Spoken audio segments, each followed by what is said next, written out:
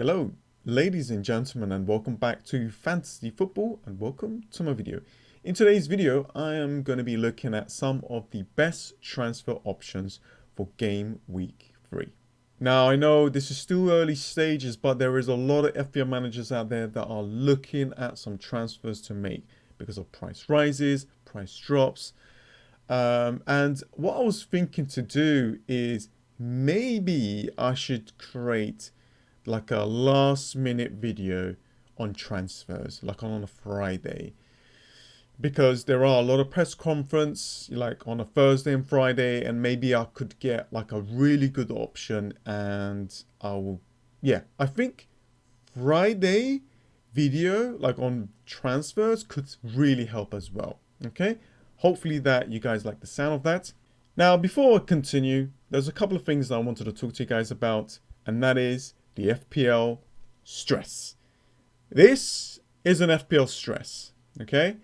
And I have dealt with it so many times. And being a content creator for fantasy football, there is a lot of FPL stress. However, I have managed to do things that limits this issue. Okay? So what happens right now is this. This is the FPL stress ball, right? Okay, it's flying in. I'm just chilling. He's flying in though on the side, flying in like this. He's looking around and he's just going, Plink. And I'm like, get off me. No.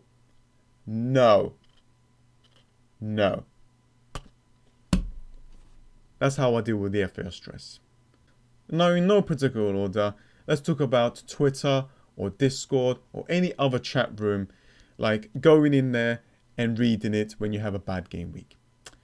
Not the best thing to do, because normally what you would do, you get your phone and you scroll through, let's just say on Twitter, you see people's teams and you're like, oh no, he's got 90 points and I got 24.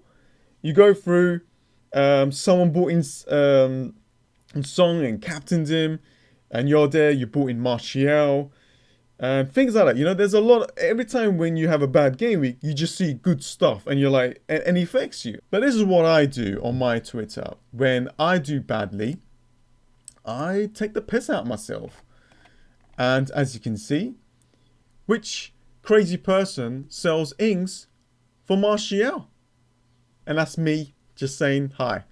And that's what I do. I take the piss out of myself. And you know what?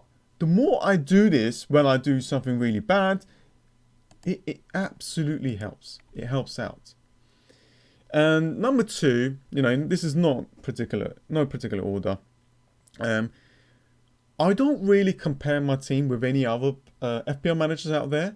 And if I did that as a YouTube content creator, if I had to look at the numbers and the likes and the views with so many other FPL managers out there, wow, that's just going to cause me a lot of stress. I try my best to remove myself from it, and I try my best to limit myself of how many FPL videos that I watch.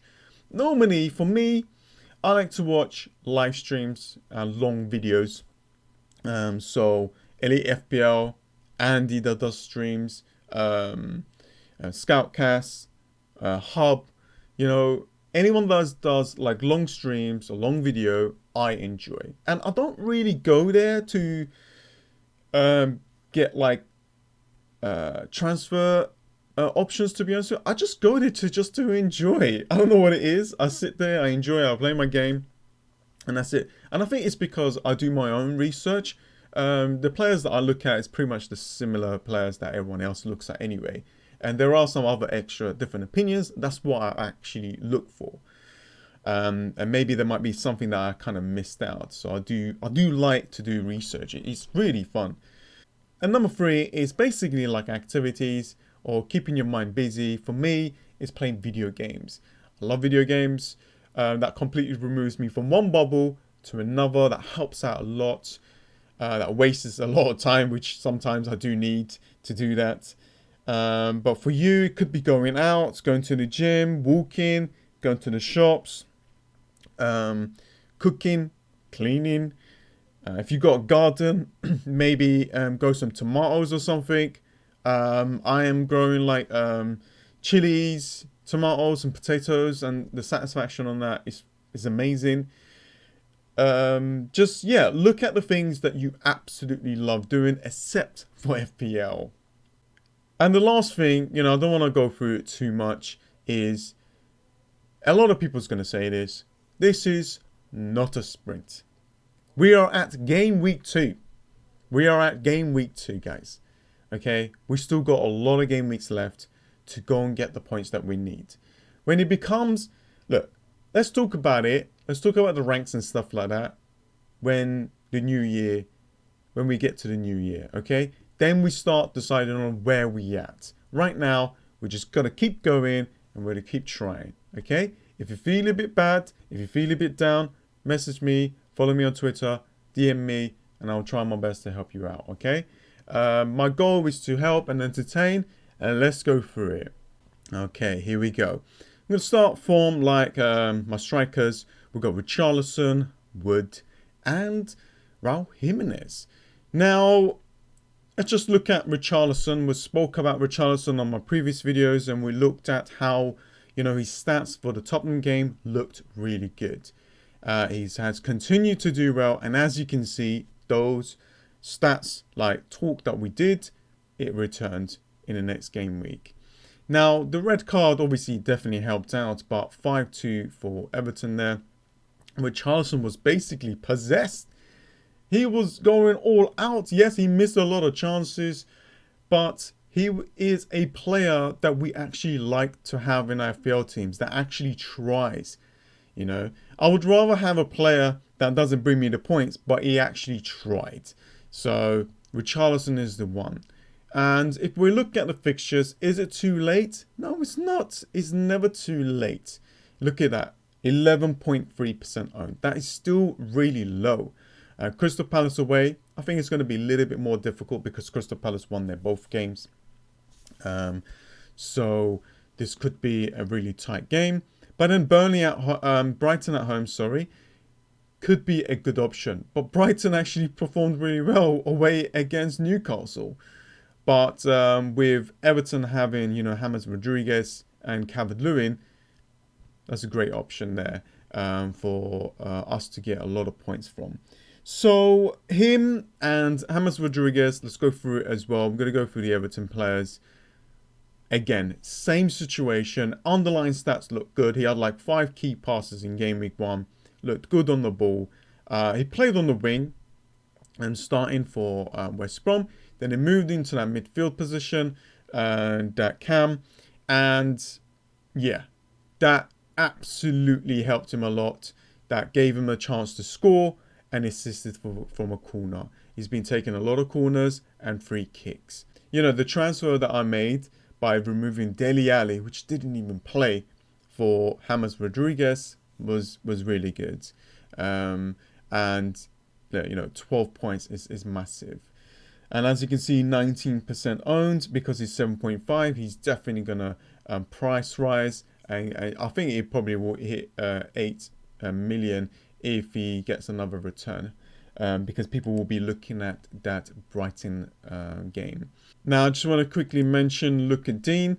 Played really well, but only got 1 point in that 5-2 match, which was quite shocking, really. But he played really well. A lot of free kicks, a lot of corners. This guy has a high chance to get some returns, guys. And I think if I was wildcarding, I'll just get him in because of that possibility. Obviously, Calvert-Lewin is on this list as well, but we already know. We already spoke about him. His price went up as well again, so 7.2. He's probably going to go up again. 4 goals, which is fantastic. But I wanted to talk to you guys about these players that didn't have the stats in game week 1 that actually returned really good. Chris Wood, a player that is on my radar. He scored 1 goal, you know, 6 points, you know, and as you can see, 2.1. I'm basically looking at these fixtures. And I think if I was wildcarding in, like now, basically, I will definitely bring Chris Wood against Newcastle away in game week 4, which looks good as well, and West Brom away. So these are the teams that leaks a lot of goals, and I do want to attack these fixtures. And Chris Wood is actually a good player. And being 6.5 helps out a lot. Raul Jimenez hasn't played yet for Game Week 2, so we'll see how that goes. But if he's fine, even if he doesn't bring any points, I think for the next game against West Ham, that's just not performing really well. It's looking really good. Then Fulham at home, then Leeds, then Newcastle. Then I guess Crystal Palace could change later on. Very, very good fixtures for Raul Jimenez. So if you're looking into bringing like another solid player, Raul Jimenez is the one. He's a consistent player that will return big. So if we go to the midfield position, as you can see, Zaha, 7.1, 12.6% owned, and 3 goals. 1 more goal. Actually, 2 more goals. He will get more goals than he did last season, which is quite incredible to see. He's really trying like really hard to score a lot of goals to kind of like get transferred out. But against Everton, and looking at this Chelsea side as well, and looking at how Crystal Palace is set up, I think he will do well here. And if he continues to stay, then these fixtures are very good for him to get some returns. So Zaha is definitely on my radar now.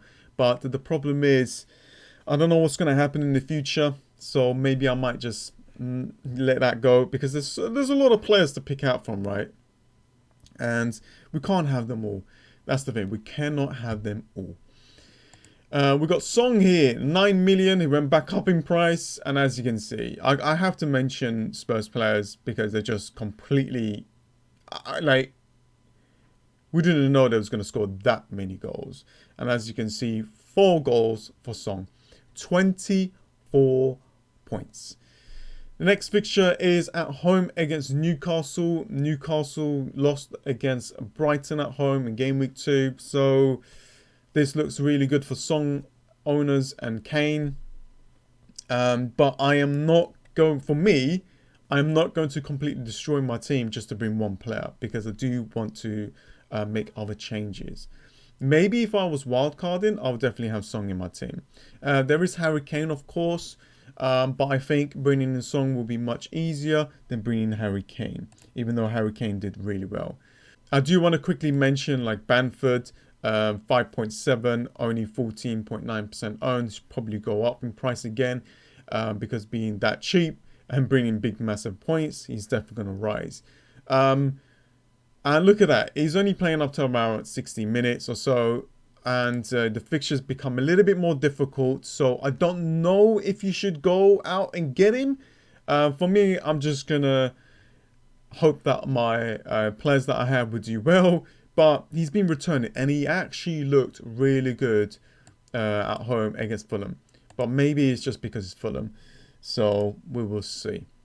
Glitch, 5.6, only 5.3% owned. Now, I did talk about that. You know, Leeds United midfielders are looking really good. And they are. There's a lot of Leeds United players that is actually doing pretty damn well. If we look at the midfielders here, we got Costa. Harrison did well in Game Week 1. And yeah, he just didn't perform in Game Week 2. The others actually performed better. And this midfielder that I have is actually on penalties. I don't know how long that's going to last for, but it looks like there's just so many penalties this season. So I guess him and Costa and even Harrison, probably it wasn't his night. But I actually looked, and I like the look of Phillips here. He's been taking a lot of free kicks, a lot of corners. I think there is definitely going to be some points from this guy. Next up is a Manchester City player. I went with Kevin De Bruyne. 11.5, 33% owned, so it's really high. So we're still yet to see how well they perform, but I think they'll just go all out. And these fixtures are just really good to for them to kind of score a lot of goals in. I'm looking into bringing Kevin De Bruyne into my team by like removing Aubameyang for a player that is taking free kicks, penalties, corners. That's just going to give us a higher chance to get some returns. So a really good captain option for me, and that's the player that I'm looking at. So if we go to the defenders here, Castagne, 2 assists. And yeah, look, as you can see, first game, a goal and a clean sheet. Next game, 9 points with 2 assists. 5.5 though is a little bit more expensive, and 6 million. For me, I would rather go for the cheaper option of Justin, because it's just going to give me more money to kind of spend elsewhere. But he is definitely on a lot of people's radar, so definitely watch out for him. He could be a player that is just going to keep on continuing to score, so he might be better option than any other defenders there at Leicester City. Reece James, I like the look of him. Didn't really see him too much against Liverpool, looking at the highlights, but the fixtures are looking good for Chelsea to kind of do better at. And as you can see, West Brom away, Crystal Palace at home, and Southampton at home is the ones that I'm trying to aim at and look at. So he's on my radar. I think if I was wildcarding, maybe I will bring Reece James into my team. So if the problem is, like, is he going to keep his position? I think he will for a little bit more longer. And yeah, I think it's just a wait and see. I already spoke about Luka Dean and Size. Just basically another Wolves defender. Cody as well that I'm looking at. 5 million. I'm not looking at the next, this game here against Manchester City. I'm looking at the sea of greens. That is looking even better if you look carefully. West Ham away, Fulham at home, Leeds away, and Newcastle at home, and then it's Crystal Palace. That looks really good for some clean sheets. And the last player for the defenders is Taylor, 4.5, 4.4% owned. As you can see, got a cheeky assist, but I'm looking at these fixtures ahead. So Southampton, Newcastle, West Brom could be the ones to kind of get some clean sheets from. And for the goalkeepers, I've got Pope. I'm looking at those fixtures, and we've got Patricio. If you don't want to go for a defender and you actually have goalkeeper problems with McCarthy, we all have goalkeeper problems, and I think maybe spending a little bit more could be the way to go for this season. So I added those two in to help you guys out. So yeah, that was pretty much it. Now look, it is early days. I thought I'll show you guys this. So if you do want to make a transfer early on because of price rises, then these are the players. But if you can, hold your transfer. I will do my best to look at the press conference on a Thursday and Friday and create a video for you guys on a Friday. So yeah, that was pretty much it. I hope that I've helped you. I will be creating a video on a Friday as well, looking at the final decisions to make for Game Week 3. Tomorrow I'll be looking at my team and what I'm going to be doing, so like a team selection video. And yeah, like if you're new or if you haven't subscribed, subscribe. I'm trying to hit that 20k mark for my YouTube channel, and drop a like on the video. When it's 300, 400 likes, it's just incredible. But yeah, if you do want to become a Fantasy Football Hub member as well, there'll be a link in the description below. So that is about it, guys. Thank you for watching, and I'll see you guys next time. See ya.